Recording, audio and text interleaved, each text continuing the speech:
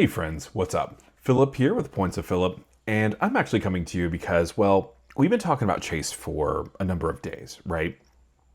But Chase and American Express have actually significantly devalued how people can redeem their points through their travel portal.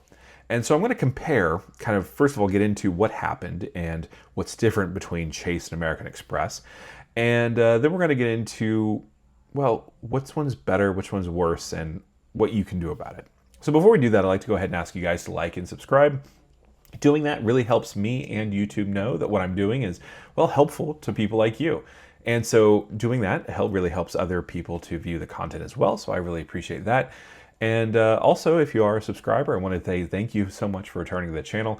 I really appreciate your support. Now, that's out of the way. Let's get into Chase and Amex and what's going on with these devaluations. So Chase and American Express both announced significant changes to their points redemptions programs. That will mean less options for cardholders, at least initially. Maybe we'll see what happens down the road. But if you're intentional about where you're going and what you're looking for, it might actually matter for certain travelers. So let's get into each program. So Chase might actually be worse in the long run, but again, let's get into it and see what's going to happen. So let's take a look at Chase, because this is essentially Chase week until, well, American Express decides to do something about it. So before, you were able to redeem your points for nearly any airfare or hotel purchase through the portal if you held the Chase Sapphire Reserve for 1.5 cents per point. And so essentially, basically what that meant was, essentially it took the cash price of whatever ticket or hotel room you were booking, divided it by 1.5 cents, and then that was the point amount that you had to pay through the Chase travel portal. So if you had the Chase Sapphire Preferred, it was a minimum price floor of 1.25 cents per point through the portal. So that allowed you to lock in value, and you could get a lot more value for, say, hotel stays or economy tickets than is normally possible. For example, if you converted your Chase Ultimate Rewards points to IHG points, you could probably expect to get a maximum of about 0.5 or a half a cent a point. But if you booked it directly through the Chase portal, you could get a guaranteed 1.5 cents per point for that booking. Not to mention, not only did you get higher value, but it appeared to be a cash booking to the hotel, which meant that it's possible you could actually get hotel-related points for that booking. Of course, it's through the portal, so it's not guaranteed, but it's still a possibility, right? Now, they also worked for airfare as well. So you could take a look at the amount of points required for a United or a Southwest economy flight. And if the value of that flight was less than 1.5 cents per point, if you held the reserve, then you'd be able to book that cash through the portal and then earn points with that airline.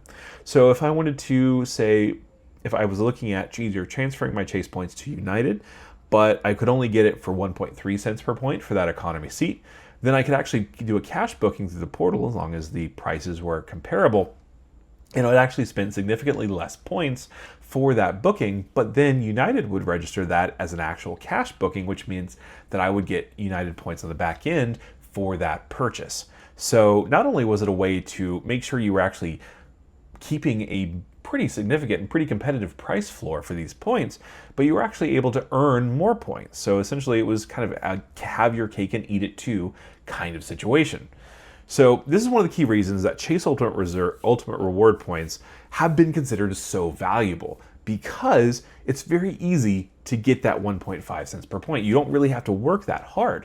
And that's compared to, say, Venture Miles with Capital One, which has a cash out rate of 0.6 cents per point, and American Express, which also has a cash out rate of 0.6 cents per point, as long as you just have a basic card and you don't have like a checking account or something else that give you a higher multiplier. So that's really interesting. So Chase kind of was known for having this higher valuation for their points, and everyone kind of made fun of the points guy for doing that, but this is kind of that one reason why, like, if you want to, you're getting 1.5 cents per point, and that would in effect make, say, the Chase Freedom Unlimited a 3% card, or maybe more than 2% card, depending on how you redeem those points, right? Now, let's take a look at what Chase is doing now. So with this new rollout of the Reserve and the Preferred, that perk is going away. and in favor basically of a points boost system where the portal has special offers that can be high as 2x back or 2 cents per point, although the reality has been a lot lower in value. So some of the people that I've been seeing have been reporting about 1.2 cents, maybe 1.3 cents per point on certain hotel bookings and certain premium cabin rewards. Now, you definitely with those, you're not getting higher value for economy cabin through the portal anymore. And because that's just going to be 1 cent per point. Hey friends, I'm interrupting this video because I want to talk to you about this really exciting thing that I'm doing. So what I decided to do is I'm actually opening up channel memberships, and I'm going to kind of go into what each level is because there's 3 tiers of memberships. And let's start with the first one, which is the Points Elite. And that one starts at $2.99 a month. And what this does is this is kind of the meat and potatoes, right? So you get priority reply to comments, you get access to members only community areas, and members only videos. And so I plan on doing one every Saturday. So we're going to project for a week, or for a month rather. And so basically these are more kind of think PC, kind of maybe a little bit more in-depth videos.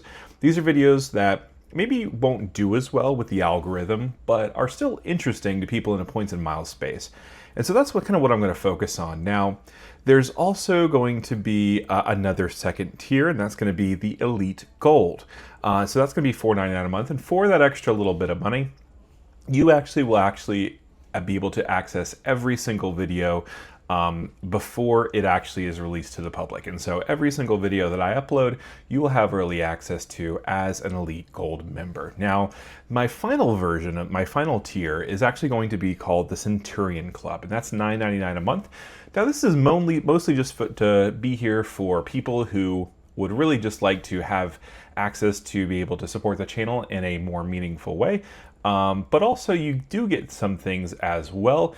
You'll be able to interface with me directly on social media if you choose. And then you'll also be able to, essentially be able to reach out to me to answer any kind of questions. I can do some light, rate my setup kind of things as well. And so that's going to be kind of where that goes. In addition to that, also, if you are in the Centurion Club and you are visiting my hometown of Orlando, I will be more than happy to meet with you. And, we can kind of explore the town a little bit together if our schedules line up. So anyway, thanks so much for joining me on this one. I can't wait to see what happens with this membership opportunity. And, just let me know how it goes. But anyway, back to the regular video. So let's take a look at American Express. So we're going to put Chase aside for a minute, and we're talking about American Express. So if you hold the American Express Business Platinum, and this is the only card that American Express has that actually this still applies. It used to apply too for the Business Gold card, but that went away last year. Now, if you have the American Express Business Platinum, you expect to get a 35% bonus or points rebate on certain flight redemptions through the Amex portal. And this meant that if you had, that you first had to have the points available for the overall booking, but then you would get 35% of those points back. And that meant that you could get, essentially 1.5 cents per point for some bookings. And so there were certain rules, right? Like you could only get that rebate on economy flights with the provider that you selected for the airline credit on the Business Platinum card. But you could redeem these points or get this value or this rebate back for a premium cabin on any airline. As long as you could pay for it through the portal, you got access to that program. So this was completely wide open. It really wasn't locked down at all. As long as it checked any of those boxes, you got your points rebate and your higher point value. Now you can only get the 35% bonus for the specific airline that you choose, so it's less open than it was before. So that's what's going on right now with American Express, this new kind of change in valuation. The only thing is, I would have only considered that for an economy cabin in the first place. If I wanted to book a premium cabin, I'm transferring points to that airline or a partner airline so I can redeem them for saver fares that I find on Points Yeah or Points Hound or another travel search engine, right?